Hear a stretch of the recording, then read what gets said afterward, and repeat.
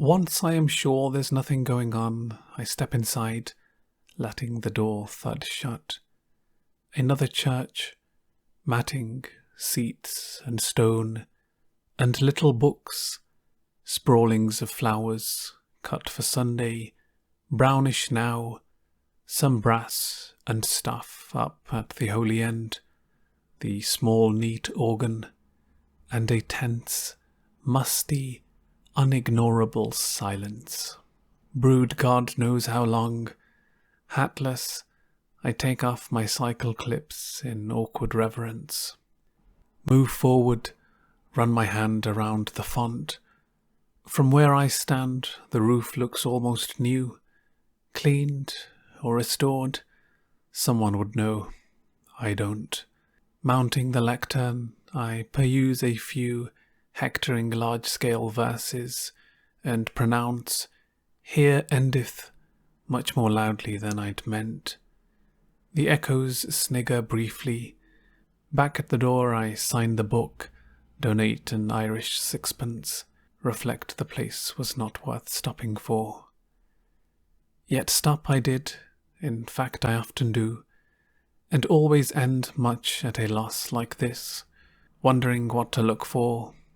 Wondering too, when churches fall completely out of use, what we shall turn them into, if we shall keep a few cathedrals chronically on show, their parchment, plate and pyx in locked cases, and let the rest rent free to rain and sheep.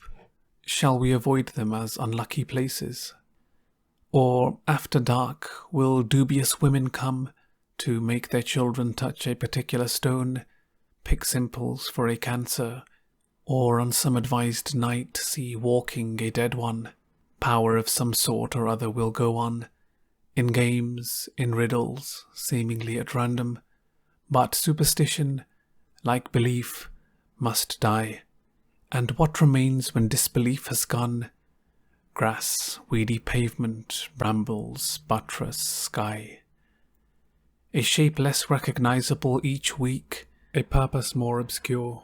I wonder who will be the last, the very last, to seek this place for what it was, one of the crew that tap and jot and know what rude lofts were, some ruined bibber, randy for antique, or Christmas addict counting on a whiff of gown and bands and organ pipes and myrrh, or will he be my representative, bored, uninformed, knowing the ghostly silt dispersed, yet tending to this cross of ground, through suburb scrub because it held unspilt, so long and equably what since is found only in separation, marriage and birth, and death, and thoughts of these for which was built this special shell. For though I've no idea what this accoutred frosty barn is worth, it pleases me to stand in silence here. A serious house on serious earth it is, in whose blent air all our compulsions meet, are recognized and robed as destinies, and that much never can be obsolete, since someone will forever be surprising a hunger in himself to be more serious, and gravitating with it to this ground, which he once heard was proper to grow wise in, if only that so many dead lie round.